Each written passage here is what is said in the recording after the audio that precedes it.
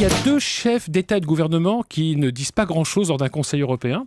C'est d'un côté Elio Di Rupo, le Premier ministre belge, et puis il y en a un autre, François Hollande. Alors si vous voulez, après le brouhaha pendant 5 ans causé par Nicolas Sarkozy, là maintenant on a un grand silence. Je ne veux pas de la reconstitution de Sangatte à Calais. Je suis tout à fait désireux que l'on crée les conditions d'un accueil digne et d'un soutien humanitaire, mais je ne veux pas d'un point de convergence des passeurs qui soit des migrants qui soit le terrain de jeu des passeurs. Obama fait un aveu troublant. Je n'ai pas encore de stratégie face aux djihadistes en Syrie. Comment se poursuit en Ukraine une guerre qui ne dit pas son nom? Mais il faut lire avant tout l'article de Libération sur ces mères de soldats russes qui pleurent leur fils disparu.